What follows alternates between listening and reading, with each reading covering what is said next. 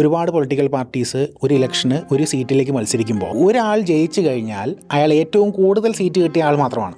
എൻ്റെ ഒരു ഫ്രണ്ട്സ് ഗ്രൂപ്പിൽ ഒരു ഡിസ്കഷൻ വന്നു. നമ്മുടെ രാജ്യത്ത് ഒരു മൾട്ടി പാർട്ടി സിസ്റ്റമാണ് ഉള്ളത്. ഒരുപാട് പൊളിറ്റിക്കൽ പാർട്ടീസ് ഒരു ഇലക്ഷന് ഒരു സീറ്റിലേക്ക് മത്സരിക്കുമ്പോൾ ഒരാൾ ജയിച്ചു കഴിഞ്ഞാൽ അയാൾ ഏറ്റവും കൂടുതൽ സീറ്റ് കിട്ടിയ ആൾ മാത്രമാണ്. ഏറ്റവും കൂടുതൽ ആളുകളെ റെപ്രസെന്റ് ചെയ്യുന്ന ആൾ മാത്രമാണ്. 50% പ്ലസ് ആളുകളെ അയാൾ ഒരിക്കലും റെപ്രസെന്റ് ചെയ്യില്ല. അപ്പോൾ അത് വാലിഡ് ആണോ എന്നൊരു ഡിസ്കഷൻ വന്നിരുന്നു. ആ ഒരു ആർഗ്യുമെന്റ് ജെനുവിൻ ആണ്, തർക്കമില്ല. 50% പ്ലസ് ആളുകളെ റെപ്രസെന്റ് ചെയ്യാൻ ഒരിക്കലും അയാൾക്ക് കഴിയില്ല. കൂടിപ്പോയാൽ 30%, 20% പേരെ റെപ്രസെന്റ് ചെയ്യുന്നുള്ളൂ. ഏറ്റവും കൂടുതൽ ഞാൻ കേട്ടിട്ടുള്ള 46 മറ്റോ ശതമാനം പേരെ റെപ്രസെന്റ് ചെയ്യുന്നു. ബാക്കിയുള്ളവരെ റെപ്രസെന്റ് ചെയ്യുന്നില്ല. മൈനോറിറ്റി മാത്രം റെപ്രസെന്റ് ചെയ്യുന്ന ആൾക്കാരാണ് അവർ. നമ്മുടെ നാട്ടിൽ ജയിച്ചിരിക്കുന്ന ഓരോരുത്തരും അതെ. പക്ഷേ ഇതിനെതിരായിട്ട് ഒരു കൗണ്ടർ നറേറ്റീവ് വരുന്നത് ഒരു US ഒരു സിസ്റ്റം എടുക്കുക. 2 പാർട്ടി സിസ്റ്റമാണ്. അവിടെ 2 പാർട്ടിയേ ഉള്ളൂ. അതിൽ ഒരാൾ ജയിച്ചു കഴിഞ്ഞാൽ അയാൾ 50% പ്ലസ് ആൾക്കാരെ റെപ്രസെന്റ് ചെയ്യുന്നു എന്ന് തത്വത്തിൽ പറയാം. പക്ഷേ അവിടെ ഉയർന്നു വന്ന ഒരു ആർഗ്യുമെന്റ് എന്താണെന്ന് വെച്ച് കഴിഞ്ഞാൽ 2 പേരുടെയും പോളിസികളോട് ഞാൻ യോജിക്കുന്നില്ലെങ്കിൽ ഞാൻ എന്ത് ചെയ്യും എന്നൊരു ചോദ്യം വന്നു. 2 പാർട്ടികളോടും ഞാൻ യോജിക്കുന്നില്ല, അപ്പൊ ഞാൻ എന്ത് ചെയ്യും? 2 പേരിൽ ഒരാളോട് വോട്ട് ചെയ്യേണ്ടി വരില്ലേ? അല്ലെങ്കിൽ ഞാൻ വോട്ട് ചെയ്യാതെ മാറിയിരിക്കണം. അതിന് പോകാൻ വഴി എന്തായിരുന്നു കണ്ടുപിടിച്ചെന്നറിയാമോ? നിങ്ങൾ